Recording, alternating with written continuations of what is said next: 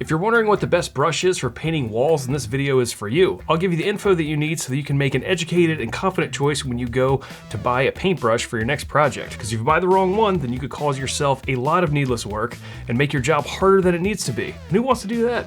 Yo, what's cracking, folks? Jeremy Vassar here, and I'm a professional painter. I've been smearing goo around on walls for over 20 years now because I'm old. Bruh.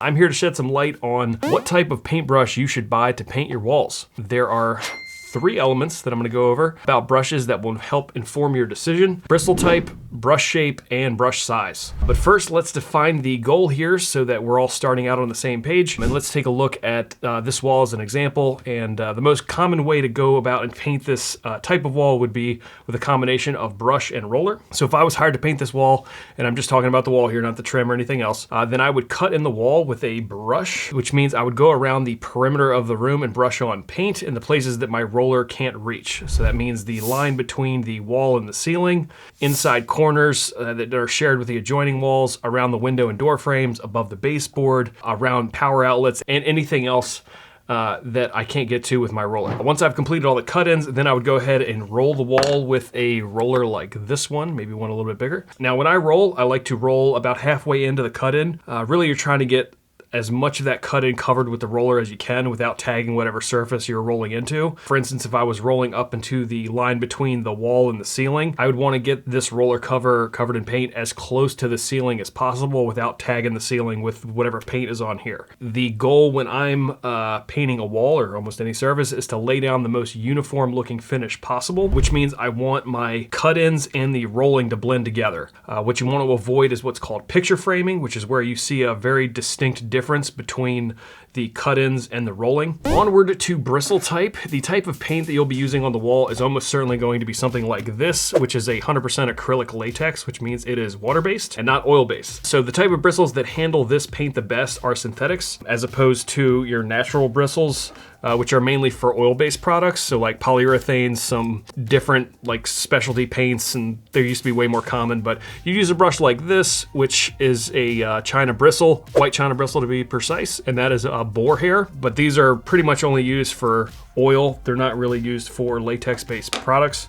What you want here is a synthetic like this fella here, which is a blend of nylon and polyester bristles. Amongst the synthetic lineup, you have basically different levels of stiffness, I would say. It's really a matter of the diameter of the bristle as well as just the material that it's made from and how like flexible it is. This is a Corona Vegas. These bristles are all champagne nylon, so they're super soft.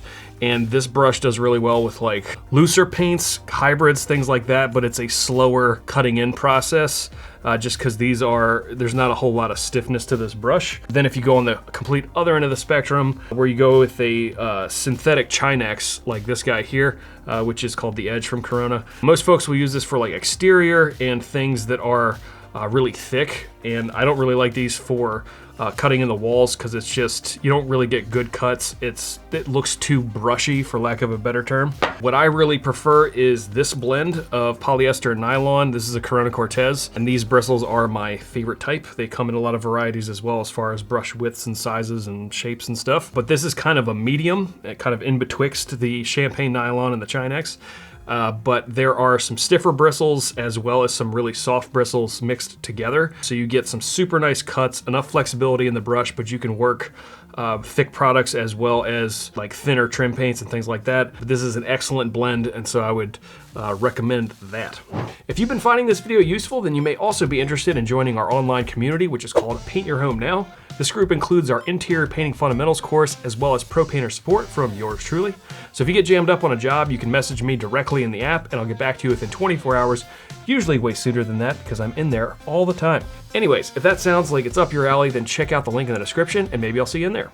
Next up is brush shape, and brushes come in a variety of shapes and sizes. We'll get to size in a minute, but I just want to touch on the actual shape of the brush for a little bit. There's all kinds of interesting ones, like you have some oval, brushes. These are somewhat unique to certain areas. We've got little circle touch-up brushes that are kind of neat. And then the two most common varieties are a square brush like this one, where the top is squared off like this, and then a sash brush, which looks like this guy here. We can see it's got this angle at the top. Now, typically old timers or fellas that learn to paint from them prefer square brushes. There's a lot of good reasons for this. Square brushes hold a lot of paint, so you can get a decent amount of cutting in done with one dip of the brush once the brush kind of loads with paint. Definitely a great option. Guys get amazing with these, and a lot of technique involved and all of that. I'm not the biggest fan. I generally just use these for cutting in ceilings and doing cut-ins that are less precise, we'll say. Now, allow me to make the case for a sash brush. Sash brushes have been around for quite some time and were created for more detailed brush work like window sashes, hence the name,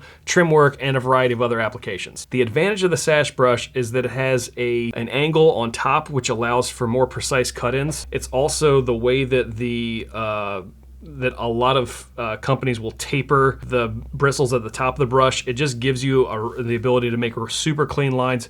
It's also quite a bit thinner than the squared off variety. So if you can kind of see how much thicker that is, it's about a third less thick than the Monterey, which is the same width, but this has way more bristles than this one.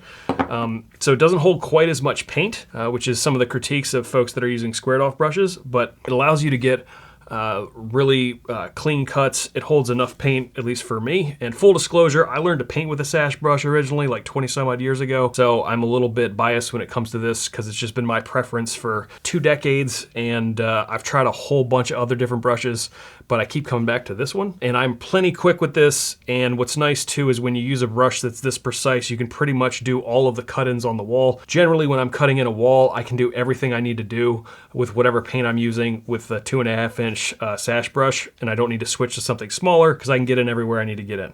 I've also found that when I've taught folks that are new to painting how to cut in, they tend to have an easier time with a sash brush than a squared off one. It tends to just be easier to see where the line is forming with these types of brushes. They're also a little bit lighter in the hand because again, you don't have the bristle density of a big squared off brush. That might be a little anecdotal, but just what I've noticed over the years. Lastly, let's talk about brush width. Like I said before, when you're cutting in a wall, you want a cut in that is wide enough for you to roll into it. 2 to 3 inches is ideal. So the most common widths for wall brushes are 2 inches, 2.5 inches, and 3 inches. Just show you what that looks like real quick.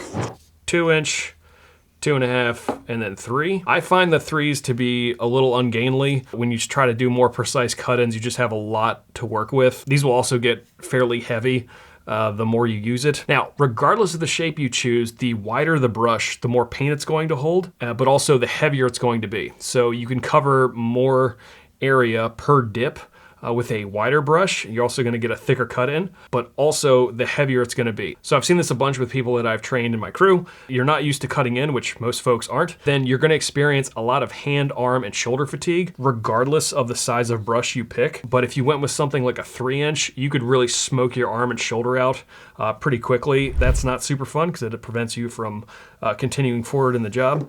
But I found most people have pretty good success with a 2.5 inch or 2 inch. Any smaller than that, like if you drop down to a 1.5 inches, this is just a little bit too small to do cut-ins, although I have seen guys use these. Usually we just use these for like touch-ups and things like that. These two are kind of my top recommendation for where people should start is the 2.5 for the 2. Both are plenty wide to get a decent cut in. They hold enough paint to keep you going, and you can get really nice, precise cuts with both of these. I'm gonna give my overall recommendation here in a second. Keeping in mind what I'm about to recommend, which you can probably see where this is going, is I have seen professional painters that do amazing work cut in rooms with the most ridiculous combination of brushes. I've seen them in terrible shape.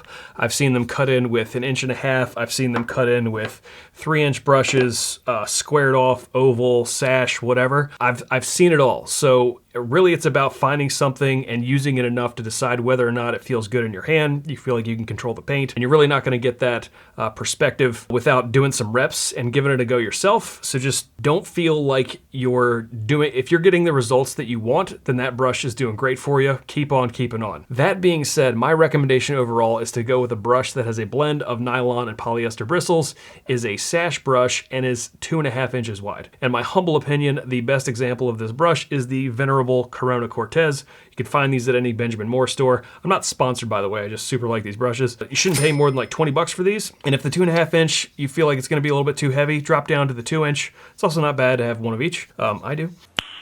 Nice. And keep in mind, you're really not gonna know how you like a brush until you use it a little bit, see how it lays down the product. Give it a go, get some reps. And I will say, everyone that I have given these brushes to or recommended and has gotten them, they have really liked how they lay down product. If you'd like a few tips on how to cut in straight lines with your snazzy new brush, then check out this video right over here where I go over how to do just that. Until next time, y'all take it easy, work smart, and have a good one.